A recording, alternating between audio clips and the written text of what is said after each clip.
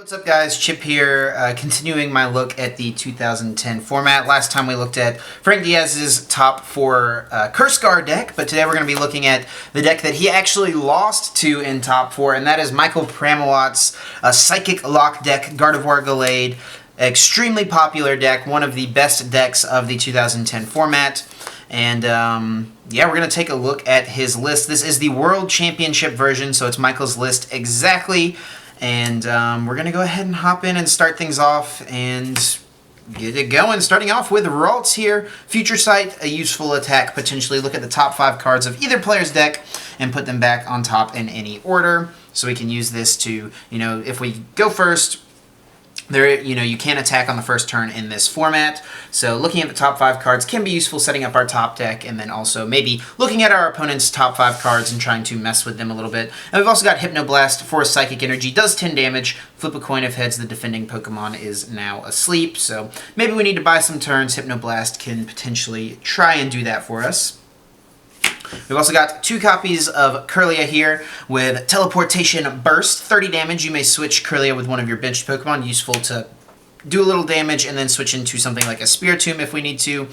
And then for Psychic and 2 colorless, Super Psybolt does 60. So pretty decent amount of damage for a stage 1 that evolves. And continuing on though, we do have 3 copies of Gardevoir with that Telepass ability and that Psychic Lock attack. One of the best Pokemon of this format, and you'll see why here in just a moment. Telepass the Pokepower once during your turn before you attack. I'm going to go ahead and read it so I don't mess anything up. You may search your opponent's discard pile for a supporter card and use the effect of that card as the effect of this power. The supporter remains in your opponent's discard pile. You can't use more than 1 Telepass Pokepower each turn.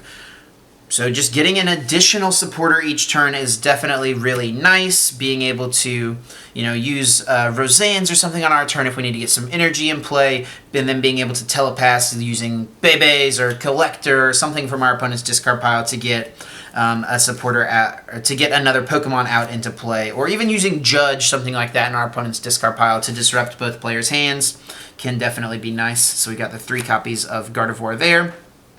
And then we also have 1 copy of Gardevoir Level X with that Teleportation Pokepower. Once during your turn, before you attack, choose one of your active Pokemon or one of your benched Pokemon and switch Gardevoir with that Pokemon. So if it's in the active spot, we can choose a benched Pokemon to bring it back if we want to do that. If it's on the bench, we can choose an active Pokemon to bring it up to the active and use it that way. We've also got Bring Down. Choose 1 Pokemon, yours or your opponent's, with the fewest remaining HP, excluding Gardevoir, and that Pokemon is now knocked out. So we can, take knockouts on low HP Pokemon on our opponent's bench, but you also have to be careful because you could potentially be knocking out something on your bench. You, of course, in that instance would use Psychic Lock or something like that on your turn. And I totally just realized I didn't even talk about Psychic Lock, the main attack of the deck. Psychic Lock, during your opponent's next turn, your opponent can't use any Pokepowers on his or her Pokemon. So just locking up our opponent's ability to use powers, stunning their setup with things like, they won't be able to use things like Claydol, they can't use Dark Palm to disrupt our side of the field, and it's just extremely powerful. And then also as just kind of a big swinging attacker in the deck, we do have 1 copy of Gallade. I'll mention Sonic Blade real quick. We're not really here for Sonic Blade, mostly here for Psychic Cut, but Sonic Blade, put damage counters on the defending Pokemon until it is 50 HP away from being knocked out. If you do, your opponent switches the defending Pokemon with one of their benched Pokemon. So that can be useful. Put it down to 50, and then that sets it up for like maybe a bring down knockout on whatever that Pokemon was in the active. But we do only play 1 Fighting Energy, so chances of using that are not that high necessarily. This guy is here for Psychic Cut. 60 damage. You may choose as many of your face-down prize cards as you like and put them face up. If you do, this attack does 60 damage plus 20 more damage for each prize card you choose. So we can flip up to 6 cards face up, and for each one we choose to flip face up, we do 20 more damage with a Expert Belt attached. That's basically going to allow us to knock out anything in the game if we need to, and is super, super useful for sure. Very good, solid attacker that can do a little bit more damage than Gardevoir if we need that option. We've also got 3 copies of Spiritomb. We talked about this in the last video. Keystone Seal, the Pokebody, as long as it's active, your opponent can't play, or neither player can play any trainers, excuse me. And then Darkness Grace for free, no energy requirement. Search your deck for a card that evolves from one of your Pokemon and put it on to that Pokemon. Then you do put 1 damage counter on Spiritomb, but that's a pretty good trade in my opinion. Just putting 1 damage counter on a support Pokemon that you're probably going to expect to get knocked out at some point anyway, to get evolutions in play is very powerful. We also have a 1/1 line of Baltoy and Claydol. Pram, most people chose to play the Fighting Baltoy, but Pram decided to play the Psychic one since it would allow him to get free retreat with the Moonlight Stadium, which we'll talk about in a moment. And for anyone who didn't watch the last video, we'll say Cosmic Power. Once during your turn, before you attack, you may choose up to 2 cards in your hand, put them on the bottom of your deck, and then draw cards until you have 6 cards in your hand. So similar to Octillery, but honestly just a lot better. This card is really, really good, and yeah, just really strong. One of the best setup Pokemon in the format. Speaking of which, we also have Uxie, 1 copy here with that setup ability. When we play it from our hand onto our bench, we get to draw until we have 7 cards in our hand. And then also Psychic Restore. You may put Uxie and all cards attached to it onto the bottom of your deck in any order. Then we've also got 1 copy of Azelf with that Time Walk Pokepower. When we play it from our hand onto our bench, we get to look at our prizes and take a Pokemon that we find there and put it into our hand, so that's definitely useful. And then we've also got 1 copy of Azelf level X with the Psychic Aura Pokebody. Each of your Psychic Pokemon has no weakness. So this is extremely useful for things like the specific Gengar deck that we talked about earlier, or that we talked about yesterday, I should say. Since all of our attackers are weak to Psychic, that's really not good. Azelf level X can help us a lot there, though, and hopefully keep us alive for a couple of turns, because Psychic weakness is definitely really bad. Gardevoir GX is 2 times weak to Psychic. Gardevoir is plus 30, Kirlia is plus 20, and Geralt's is plus 10. So the weaknesses did work a little bit differently in this format than they do currently. We've got a 1/1 line of Dusknoir. The Dusknoir, of course, with that Dark Palm Pokepower, still one of my favorite powers, abilities of all time. Once during your turn, before you attack, if your opponent has 4 or more benched Pokemon, you get to choose one of them and shuffle it into your opponent's deck. Just get rid of that guy, all those energy attachments, anything like that. Dark Palm just gets rid of them all. Having the 1/1 line is super nice, especially if we could theoretically open up with Duskull plus Dusclops.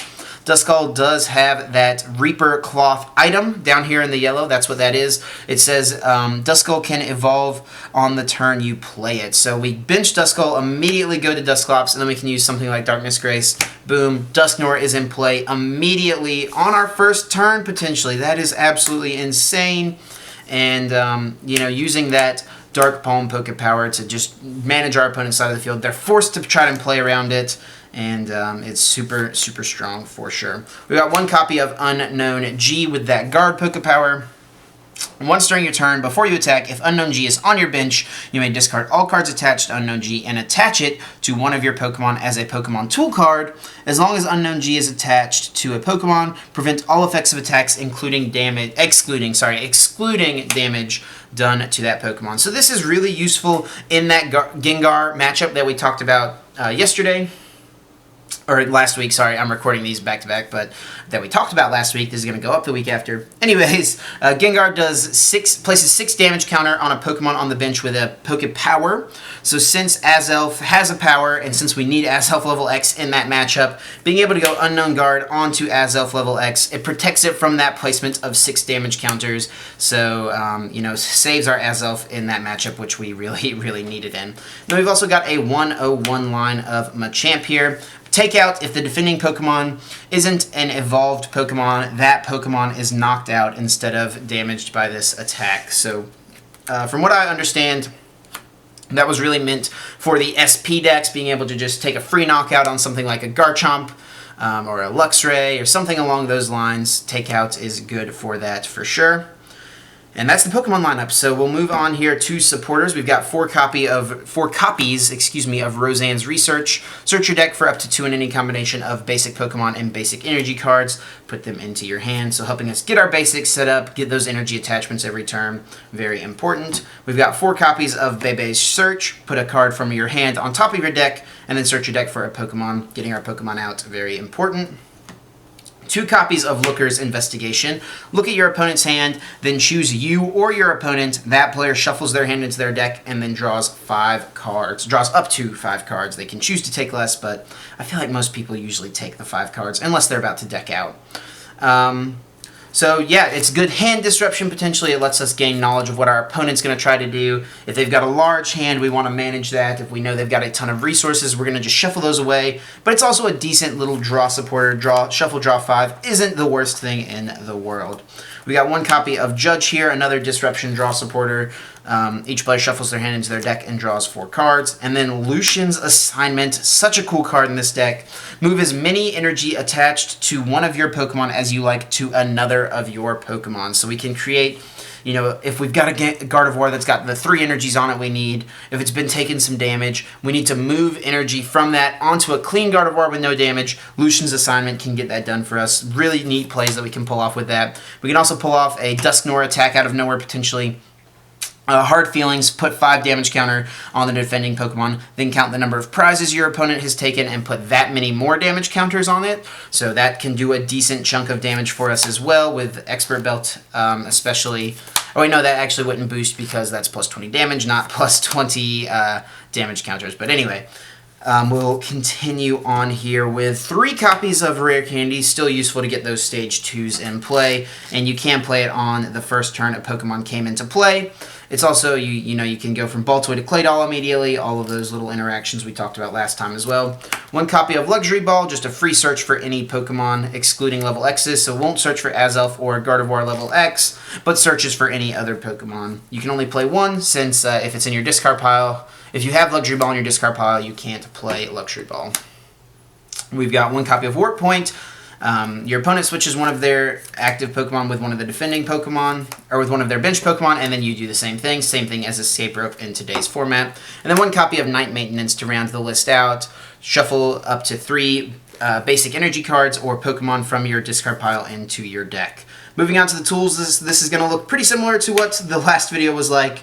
Expert Belt, the Pokemon this card is attached to, gets plus 20 HP, and its attacks do 20 more damage, which is really strong, but they do, unfortunately, if that Pokemon is knocked out, your opponent takes an extra prize card. So there is a trade-off there, but it is still a very powerful card. 2 copies of Moonlight Stadium, giving all Psychic and Dark Pokemon free retreat. Everything in our deck is Psychic or Dark, except for, I guess, Claydol, Gallade, and Machamp, the Machamp evolution line. We've even got the Psychic-type Baltoy to give that guy free retreat. We've got 3 copies of Call Energy.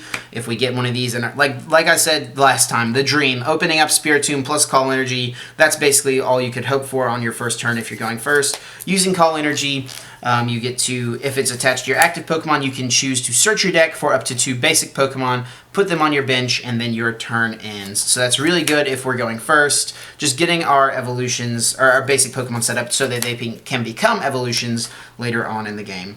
We've got 4 copies of Double Colorless Energy. All of our attackers use this, or mainly just Gardevoir and Gallade. Utilize Double Colorless very, very well. 5 copies of Psychic Energy, since all of our attackers need Psychic Energies. And then we've got the 1 single copy of Fighting Energy. We can use this with Gallade's Sonic Blade, but also here for that takeout on Machamp from Stormfront. And we can search that out with the Roseanne's Research. It may seem weird to just play the 1 single copy of Fighting, but basically anytime we find a Roseanne's, or we can use Telepass to copy Roseanne's from our opponent's side, we can get that Fighting Energy if we need it. So there is Pramawat's 2nd place deck from the 2010 World Championships. Unfortunately, he was unable to take it home. From what I understand, there was an insane top deck from Yuta in the finals to take the win, and Pram, unfortunately, was not able to bring it home for America, but this is the deck, super strong, one of the best decks of that format in 2010. And yeah, there's the list. Let me know what you guys think down in those comments down below. Let me know if you are looking forward to seeing more decks from the 2010 format and retro decks in general. And also if you guys would be interested in seeing me do some tabletop matches with players about using these older formats. Let me know what you guys think in the comments down below. Thank you guys so much for watching as always, and until next time, take care.